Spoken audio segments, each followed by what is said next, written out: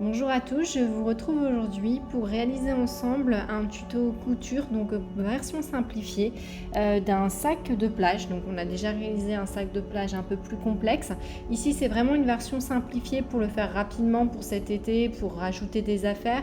Donc avec 3 petits boutons pression, 2 petites sangles et une toute petite poche intérieure, mais une version très simplifiée.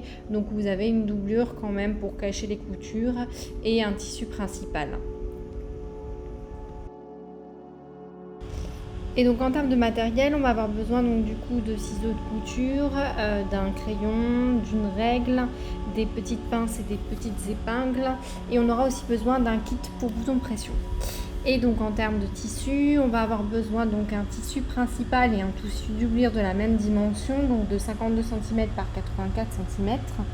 En tissu doublure, on va aussi avoir besoin d'un petit tissu doublure pour la poche de 15 cm par 10 cm. De 2 lanières donc de 50 cm et on va avoir besoin donc du coup de 3 boutons pression pour pouvoir refermer le sac.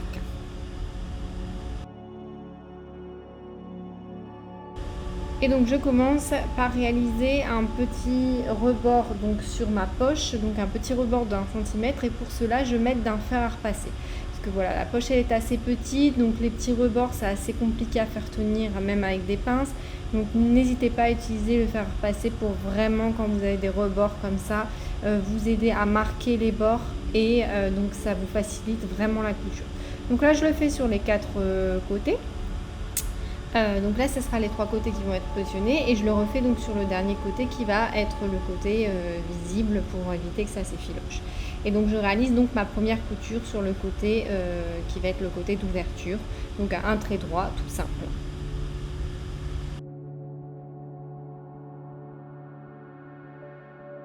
Je viens maintenant voir où je vais positionner la poche. Donc la poche, on va la positionner à 25 cm en partant du bas.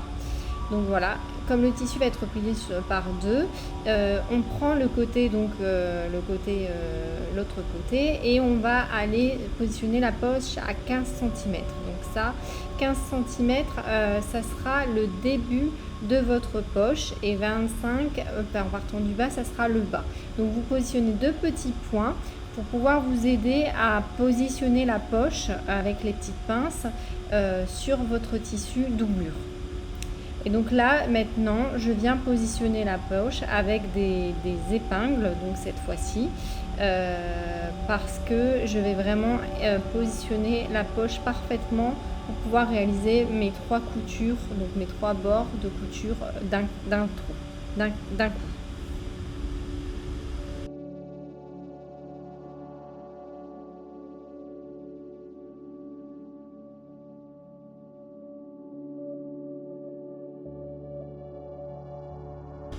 Et donc maintenant, je vais pouvoir réaliser donc mes 3 coutures. Donc comme habituellement, je n'arrête pas la couture, j'arrête juste la machine, je tourne le tissu et je continue du coup la couture sur tout l'ensemble pour éviter d'avoir 3 coutures différentes.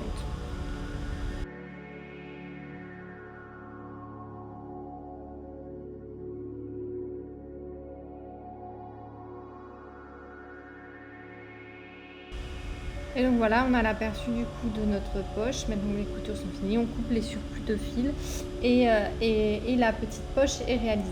Donc je viens maintenant prendre ce tissu principal et je vais le garder et je vais le replier en deux, donc endroit contre endroit. Et on va le plier en deux, donc on va bien le positionner bord contre bord avec des petites pinces parce qu'on va aller réaliser du coup une couture sur le bas et une couture sur le côté. Voilà, on positionne les petites pinces et voilà où on positionne nos coutures.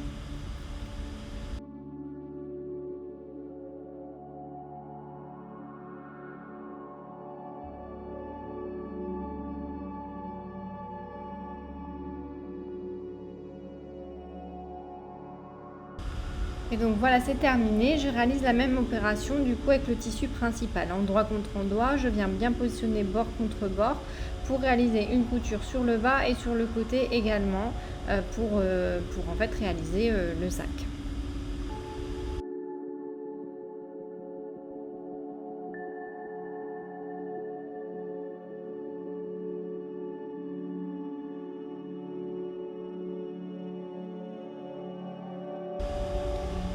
voilà, la dernière couture est réalisée. Donc maintenant, on va aller faire l'effet un peu bourse du sac. Donc pour cela, on va aller réaliser des petits triangles sur le bas. Donc on vient chercher en fait le côté de votre sac avec le côté donc du bas du sac pour réaliser des petits triangles comme je le fais à présent. Et donc moi je mets des petites pinces pour bien positionner le triangle parce qu'on va le faire des deux côtés. Donc vous allez voir, les triangles se forment assez facilement en fait au final en écartant le tissu. Vous allez vraiment avoir cet aperçu et donc ça vous fait en fait un losange à la fin quand vous avez vos deux triangles de chaque côté. Donc voilà, on le fait et là on va aller mesurer en partant de la pointe du triangle jusqu'à la pointe donc à partir de la pointe du triangle on va mesurer 7 cm. 7 cm et on va aller tracer ce trait à 7 cm. Ce trait, ça va être votre trait de référence sur lequel vous allez devoir réaliser votre couture. C'est pour pouvoir suivre où vous allez faire votre couture. Donc je le fais des deux côtés à 7 cm également. Plus vous le faites grand ce trait, enfin plus vous faites grand cet espace 10, 11, plus vous avez un effet bourse qui est important et un effet sac bourse.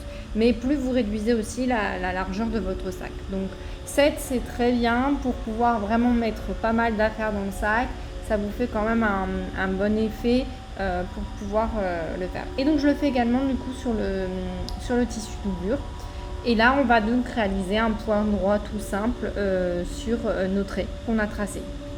Donc sur nos 4 traits, on va réaliser 4 coutures.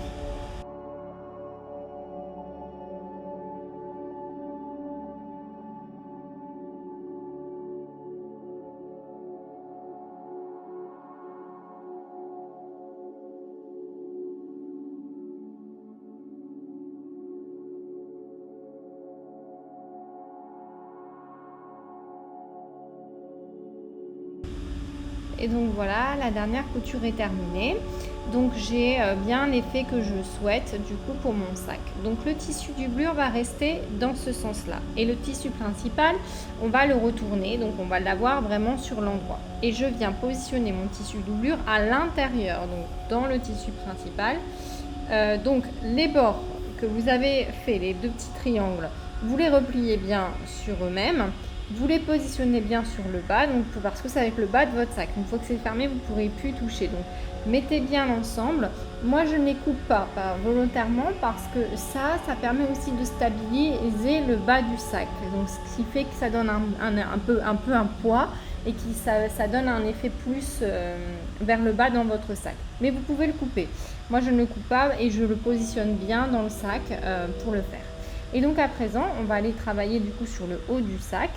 Ça va être notre couture et ça va être une couture visible. Donc ce qu'on va faire, c'est qu'on replie le tissu principal sur lui-même à peu près à 1 cm pour pouvoir faire des coutures. Et je vais faire la même opération avec mon tissu doublure, donc je vais les rentrer les uns contre les autres. Je viens également du coup positionner les deux sangles à 10 cm en partant de chaque bord. Donc je mets mes deux sangles. Donc, ces sangles-là, elles doivent être intégrées dans votre positionnement et quand vous poussez les deux bords parce qu'on va coudre l'ensemble et c'est ce qui va fermer le sac. Donc il faut vraiment intégrer les sangles. Donc là, moi je mets deux petites pinces pour pouvoir plier. Encore une fois, vous pouvez utiliser fer à repasser si ça vous aide à mieux faire votre bord. Donc l'idée c'est vraiment de rapprocher les deux bords et les deux sacs entre eux. Aussi bien que la couture qu'on a réalisée sur le côté, moi je la lie, les deux coutures je les mets en face l'une de l'autre pour que j'ai ma couture qui suit donc des deux côtés de mon sac. Donc voilà, on vient bien positionner tout ça et on va positionner la sangle de l'autre côté également à 10 cm en partant de chaque bord. Donc c'est vraiment important de passer du temps sur cette étape parce que c'est la finition de votre sac. On va vraiment finir par cette couture, donc c'est la finition du sac. Donc la couture doit être belle et les bords doivent être beaux et bien positionnés en face les uns avec les autres.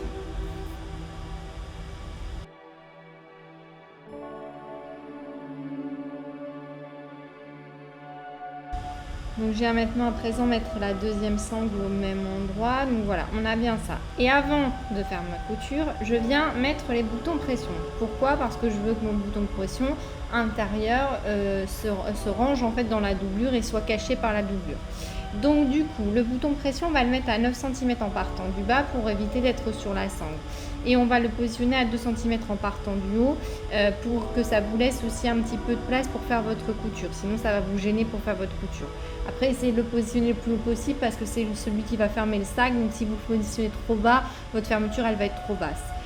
Donc voilà, donc vous le faites bien de chaque côté en partant du bord à 9 cm. Et donc sur le milieu, je vais prendre le milieu, moi il me reste 20 cm, donc je le mets à 10 cm. Donc ça fait 9, 10, et puis ensuite on a 10 et on repart à 9.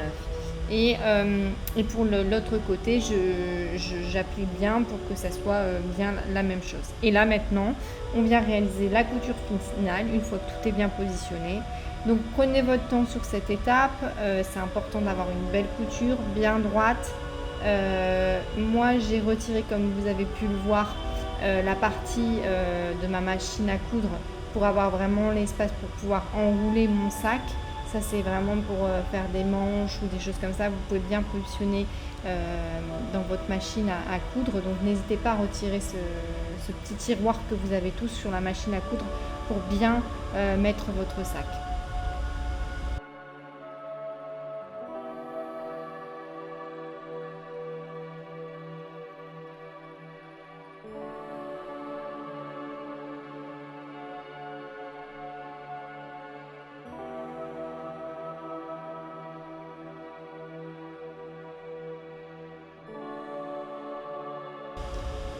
Et donc voilà, on finit par le point d'arrêt et la couture est terminée. On vient couper les fils. Donc voilà, c'est terminé. Et donc comme vous le voyez, vous avez bien le sac comme souhaité avec le bas un petit peu en bourse. Vous avez bien tout positionné. Vous avez également vos 3 boutons de pression qui correspondent. Et donc que vous pouvez fermer. Vous avez votre poche intérieure et les 2 sangles qui sont bien alignées. Donc le sac est terminé. Donc j'espère que ce tuto vous a plu. C'est vraiment un tuto rapide pour faire un sac d'été très rapidement. N'hésitez pas à mettre un commentaire si vous en avez, à me mettre un like si vous avez aimé la vidéo et je vous dis à très vite.